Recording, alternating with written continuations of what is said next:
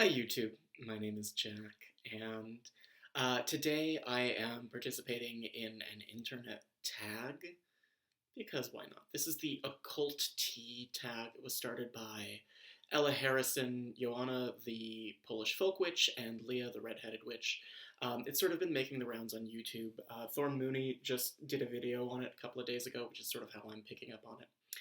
And largely this is a tag about internet community, social media witchcraft. And I debated whether I wanted to make a video on this because I don't have that much to say specifically about the topics that are generated in the tag because I'm not actually all that online. I don't spend a lot of time in online witch communities. I don't spend a lot of time on the internet in general. And I think that some of the complaints and observations that the tag is sort of directed toward are things that just kind of aren't in the spheres that I move in. But I do have some thoughts about sort of the internet and authenticity and consumption in general.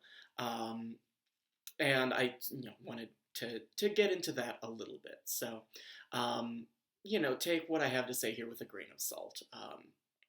For a little bit of context about who I am, especially for anyone who's following the tag but doesn't know me personally. My name is Jack Chanek. I am a Gardnerian Wiccan. I am an author. I've written 3 books. I'm currently working on my 4th. I am a tarot reader. I used to do some sort of, alongside Wicca, I used to practice Slavic polytheism, and these days that has sort of more and more fallen to the periphery, and really I kind of only do Wicca for the time being. Things change over time. I am relatively young, right? I'm in my late 20s, so I'm of the generation that grew up with the internet.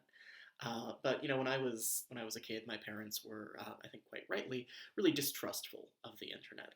Probably for the wrong reasons. Like, the reasons they thought the internet was bad weren't the reasons the internet is actually bad. But even though I'm of an age where, like, when I was in middle school, all my friends had Facebook accounts, I really didn't get online until I went to college. And I think that's probably colored my relationship with the internet somewhat.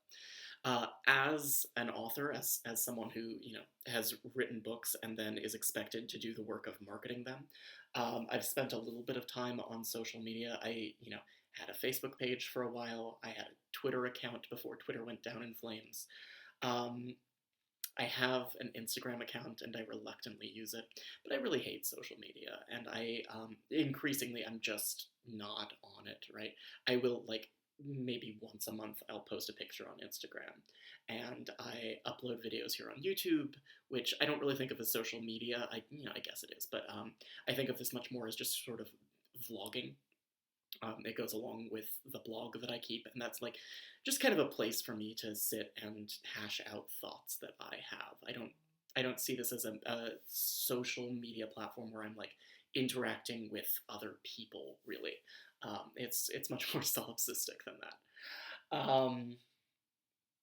And yeah, I don't know. As an author, you're expected to have an online presence. You're expected to be visible, and there is definitely an expectation that, like, you are kind of the one responsible for selling your books, right? You can write the books, but then if you want the book to sell, if you want people to read it, you have to be out there and visible and online.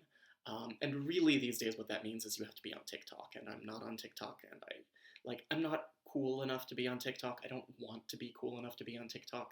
Let the kids have their space. It's fine. Go frolic. It's just not for me. And honestly, I'm not. There's an idea, certainly in publishing circles, it really gets pushed.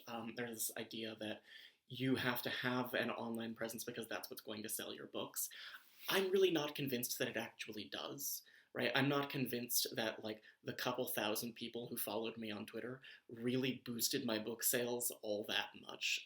I think for the most part, the people who bought my books were people who already knew me and were going to buy my books anyway, or people who kind of found the books organically through other means. I think other kinds of, like, more traditional media promotion, things like podcast appearances, or I've done 1 or 2 television appearances, and, like, things like that, probably genuinely do help, but I'm really not convinced that me, like, being on Twitter and tweeting, like, when the candles drip all the way down, golly gee, I don't know. Tweeting dumb stuff. Like, I really am not convinced and have never been convinced that that actually helps book sales.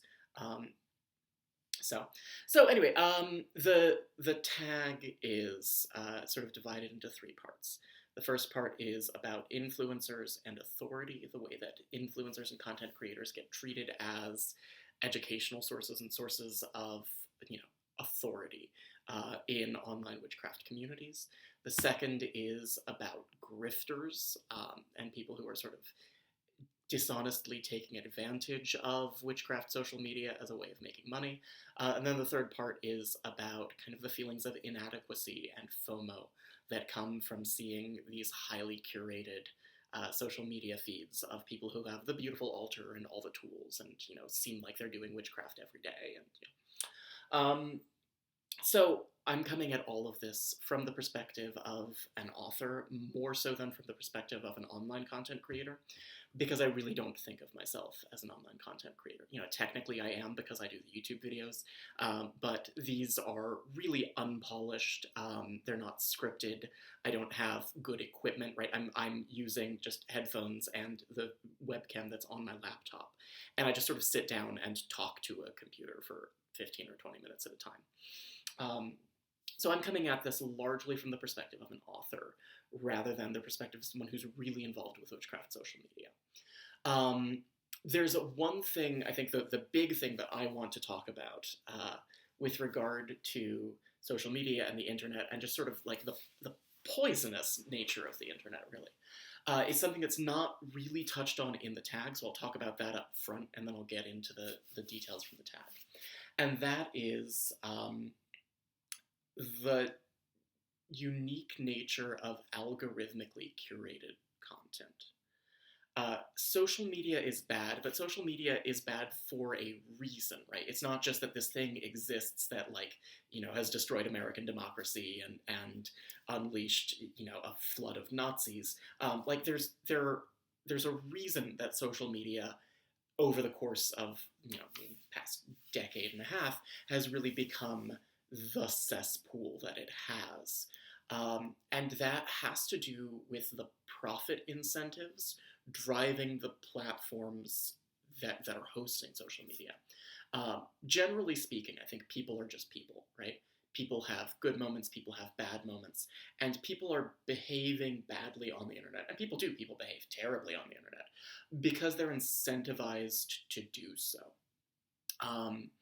And part of that is just the anonymity of being on the internet, right? You can be shitty to someone online and there are no real consequences to it, the way that there are, if you call someone an asshole to their face. And so I think part of it is just that people are able to get away with bad behavior.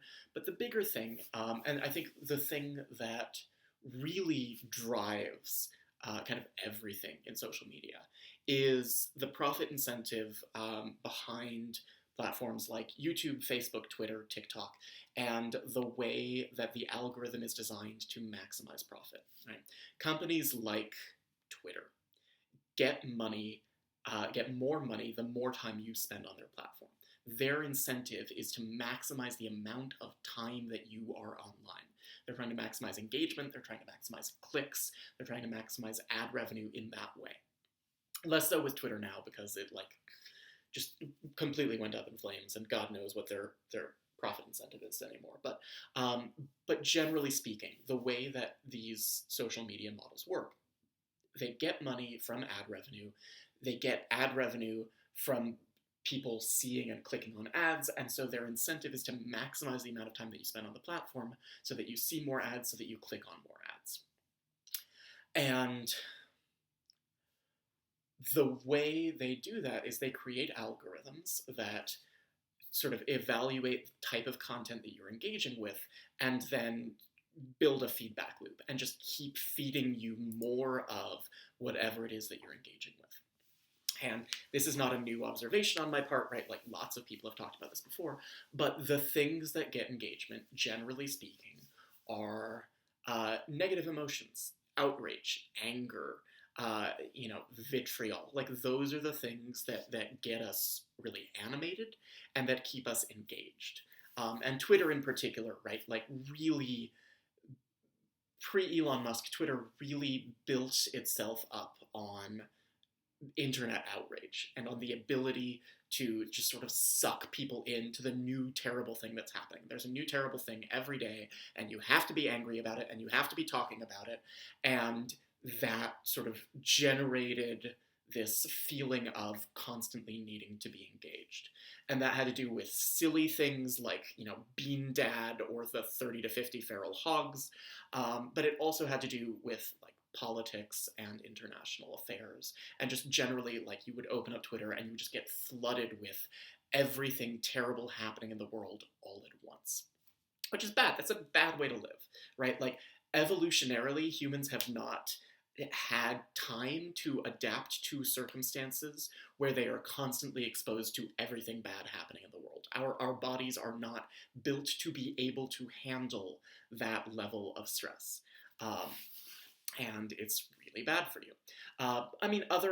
Other platforms maximize engagement in slightly different ways, right? Instagram generally isn't profiting off of outrage, but regardless, all of these platforms are using an algorithmic content curation method that is finding the things that you are most likely to spend time on, and then just proliferating that, and just sending you as much of that as possible so that you spend all of your time on that platform.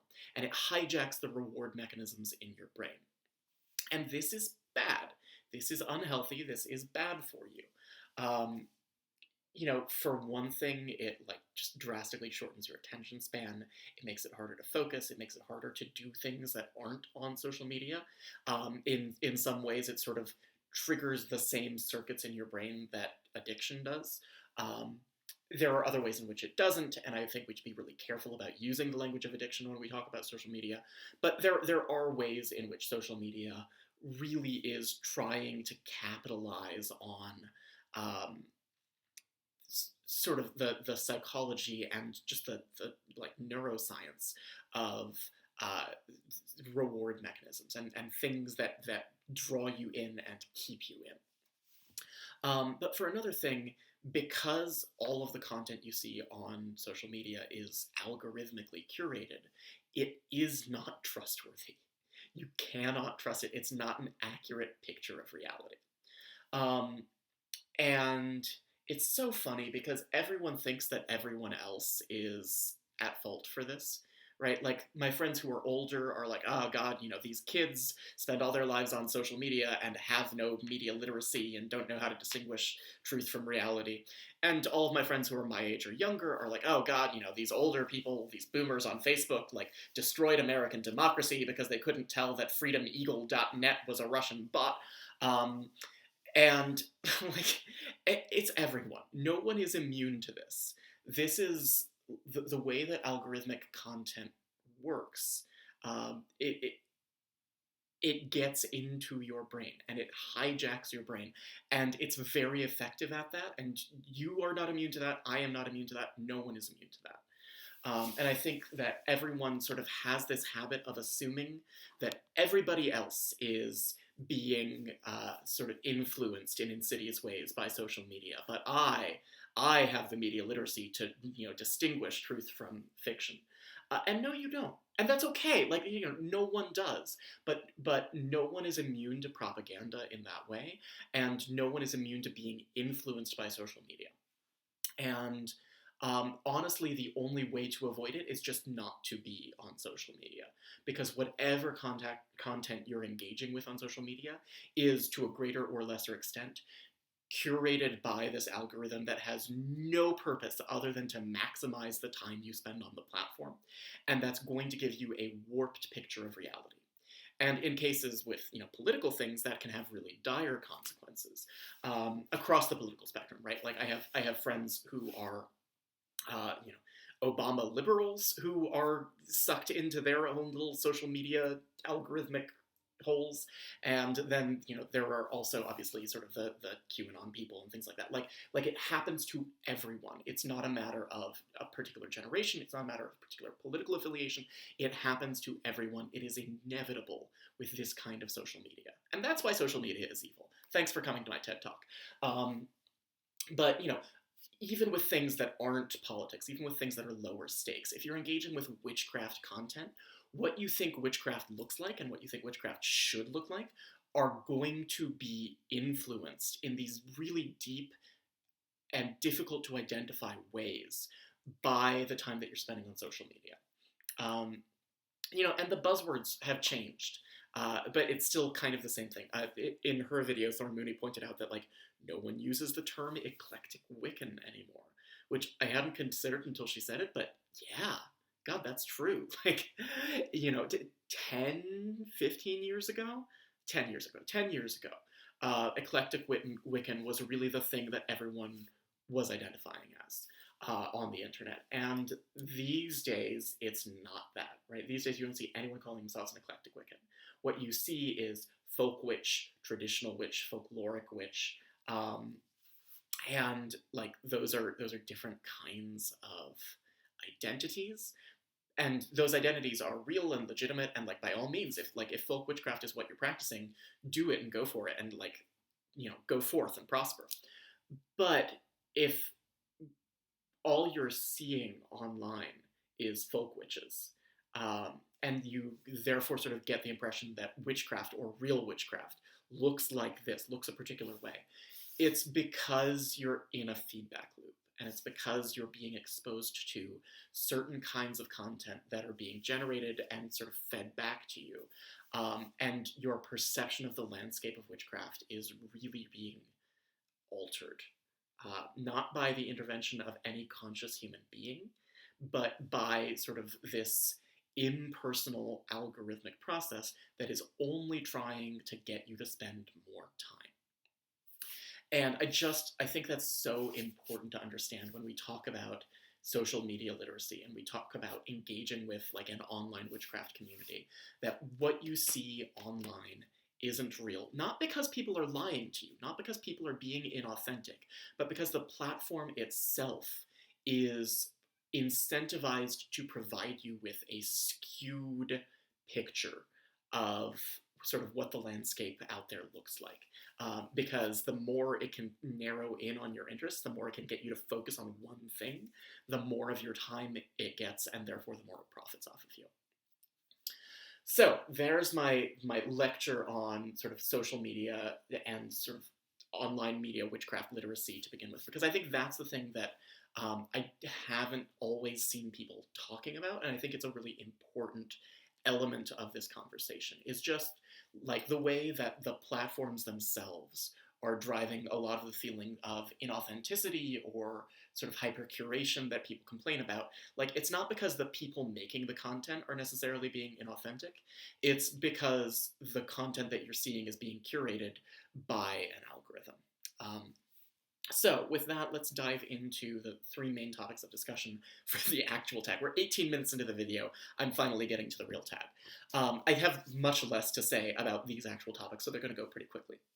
The first is influencers and authority, right? Like, why do we treat influencers as figures of authority?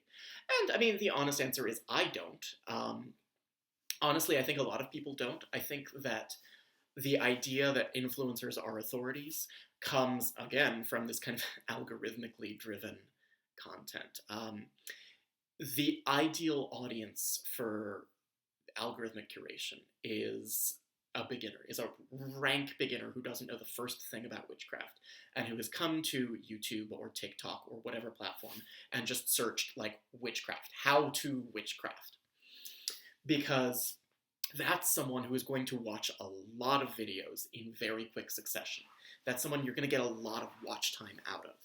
Whereas if you have someone who is maybe, you know, further along, more advanced in their study, and has more specialized interests, that person isn't going to watch as many videos. They're going to watch particular videos on niche topics, and there aren't going to be as many videos about those particular things, right? So, like, if I have a real interest in, if I have a real interest in Giordano Bruno, and I want to, like, learn more about Giordano Bruno, and think about how he relates to Renaissance esotericism and how that might influence my magic today. Um, I might watch a video or two, but I'm not gonna, like, sit down and just watch 20 how to cast a circle videos in a row. And so I think the algorithm incentivizes the creation of content that is geared toward beginners, content that is how to, because that's something that, like, if I am brand new and I'm trying to learn about this thing that I know nothing about, I'm going to watch a lot of content and I'm going to do it very quickly. And the algorithm, which is trying to maximize watch time, really likes that. And so the algorithm boosts beginner videos more because that's what get more views. And as a consequence, people who are creating content feel like that's what they have to create if they want to be seen. So there's sort of this feedback loop that I think really, again, starts with the profit incentive of the company that is hosting these platforms. And that sort of boosts content that is angled at beginners because that gets more watch time, and therefore puts content creators in a position where a lot of them feel a pressure to present themselves as authorities, and to teach online, but B, where there's sort of this expectation that, like, oh, well, that's what content creation is. Like, that's what I'm seeing more of. Therefore, that's, like, what it is to be a content creator online, is to be teaching people how to do witchcraft. And honestly, my favorite channels on YouTube are not that, right? Like, I watch a lot of Justin Sledge at ESOTERICA. If you don't know his channel, I'll link it down below. But he just does these, like, deep dive historical analyses of various topics in esotericism and the occult. They're never how-tos. To the best of my knowledge, Justin Sledge is not a practitioner. He's a scholar who works on esoterica. But,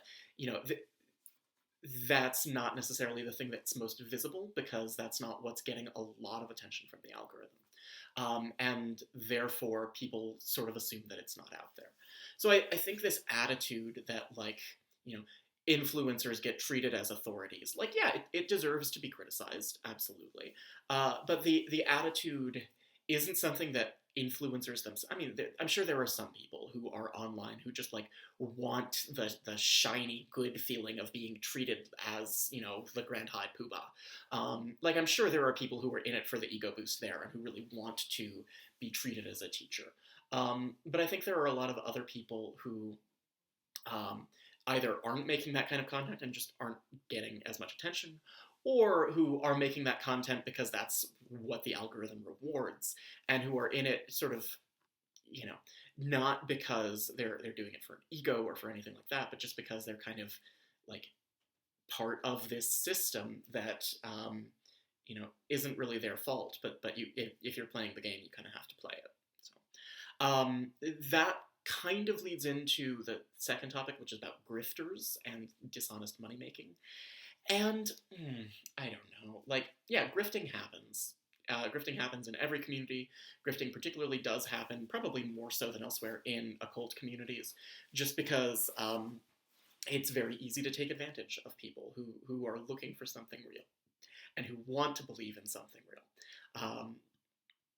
I think like the fake tarot readers who will charge you for a reading and then say, oh, well, there's a curse on you, and I'm the only one who can remove it, and it's going to cost $10,000 to remove. Like, that happens. And I think occultism is particularly vulnerable to that kind of con.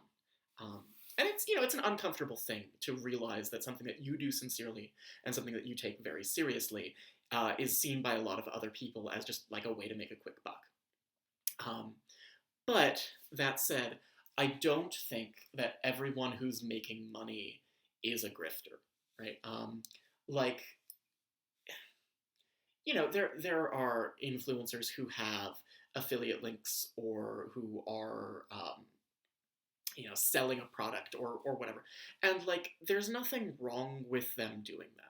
Content creation is a skill. Content creation is a real serious skill. And honestly, it's one that I don't have, right? Again, my videos are not polished. I am sitting in my childhood bedroom with nothing but like the light coming in through my window. And like, this is the amount of polish you're going to get. This video is not going to be edited. There's no script written. There are no fancy visuals. Like, content creation is a real serious skill, and it takes a lot of work. It takes so much more work than I think people realize. And the people who are doing that work, who are writing scripts, doing research, producing very high quality, polished, edited videos, gaming the algorithm and figuring out how to give the algorithm what it wants in order to maximize their reward, like, that's a lot of work, and it's a really specific skill that most of us don't have. And there are people who do this full time as their jobs. And honestly, like, good for them. Like, if you have that skill and you want to make that into a career, you should be able to do so. You should have the right to be a full-time content creator and have that be your job. I don't think there's anything wrong with that. I think people feel like that's dishonest because they feel kind of betrayed by people who are making money. But like, everyone is doing a job, right? Everyone has a way that they pay their bills. And as long as we're honest about it, I don't think there's a problem. Especially with things like content creation, videos, social media. A lot of the time, part of the work that you're doing as a content creator is cultivating a particular persona. And people develop this parasocial relationship with you. People think like, oh wow, she's so cool. And she and I would be best friends if we just knew each other. And we have the same magical interests, and I love everything that she does. And you develop this parasocial relationship where you feel like this person is your friend. And therefore, if you sort of have to come up against the realization that, no, this person is doing a job and is creating content so that they can pay their bills, that can feel really hurtful because it can feel like you've been personally betrayed. But the online content creator is not your friend. Like maybe you have friends who are content creators, but if you only know someone from watching their videos, they're not your friend. And it's it's a misplaced feeling of betrayal, to be upset that someone who is making videos as their job is profiting off of that, just because you have this sort of internal idea that actually it should be a friendship between the two of you, because they don't know who you are. I think a lot about the way that people say, like, people talk about sex workers this way. Like, oh, sex workers are grifters. Like, they're only in it for the money, and they, like, pretend to be nice to you, and then all they want is like, yes, of course, they're doing a job. They are offering a service in return for money, the same way that people offer any other service in return for money. And if you are in any kind of public-facing job, if you're doing anything professionally that involves interacting with clients or the general public, you have to cultivate a particular persona, and you have to be warm and approachable and nice and likable. And that's part of your job, but that doesn't make you dishonest. That doesn't make you a grifter, that you are doing something for the money if you're being upfront about doing it for the money. And again, like, there is dishonesty, and the grifts and the cons do happen, but I think a lot of the times when people get upset and say that someone is a grifter and is just in it for the money, really what they're upset about is this kind of displaced feeling of, this person is making money, but I thought that this person who doesn't know me at all was my friend, and I'm upset that they're making money off of the videos that they make that I consume.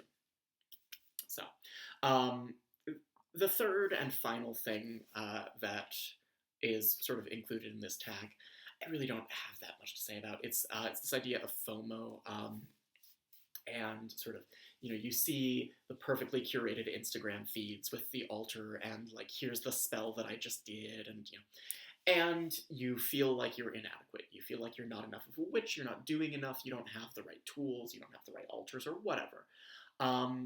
And, like, again, I think this comes back to what I was saying about, like, social media algorithmic content curation. Like, you have to understand that what you're seeing on social media is curated. And, like, the pretty Instagram photo with the elaborately bedecked altar is going to get more likes and more interaction, and Instagram is going to push that forward. the things you're seeing are the things that the algorithm likes.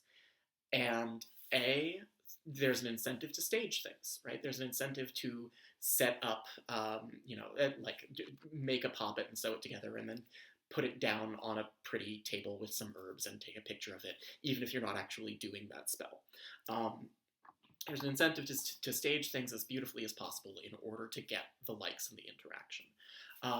B, I think, like, understand not everything that you see online is real. And not everything that's real is online. So, I don't do videos about, like, how to do magic. And that's because, by and large, the magic that I do is private. Like, I don't talk about a spell that I've done until long after it's done. Until, like, the rule of thumb that I was taught and that I still follow is that when I do a spell, I don't talk about it until I know the result. So I'm not going to post my spells on social media. I'm not going to talk about magical work that I'm doing. And I think that's true for a lot of people. I think a lot of people have, some things that are private and that aren't going online. That's okay. That's good. But that means that, like, you're not seeing, even with someone that you follow very closely who's very open about their magical life, who's more open about their magical life than I might be, you're not seeing all of it. And you're never seeing all of it. And, that's okay. What you're seeing is a version of it that is deemed presentable to the wider world. And again, some of that might be real. Some of that might genuinely be like, I just did a spell and took a picture of the result. Some of it might be staged and might be curated. And that's okay. It's fine. The internet is not an entirely authentic place. We can navigate that. We just have to be aware that, some of this stuff is staged. That doesn't mean the people who are posting it are bad people. That doesn't mean they're awful. That doesn't mean they're, evil or grifters or anything like that.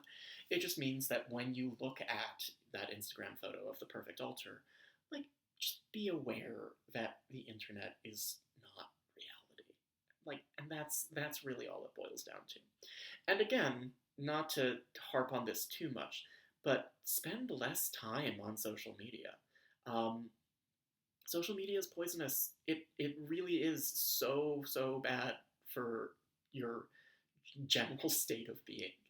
And I really think that the way that social media is so effective at hijacking the reward mechanisms in our brains means that we have to be really careful about limiting and constraining the time that we spend on social media, and about making sure that we sort of check in with the outside world and don't allow sort of the social media perception of the landscape to take over our lives. Because that can have really negative consequences. And honestly, I don't think that there is any real way to prevent it if you're spending time on social media. I think that is just an effect that social media has, however much or little time you spend on it. And all you can do is sort of take measures to engage with other things and in other ways to try to counterbalance that. So, all right, I have talked for long enough. I'm going to wrap this up here. Thank you for watching, and I'll talk to you sometime soon. Bye.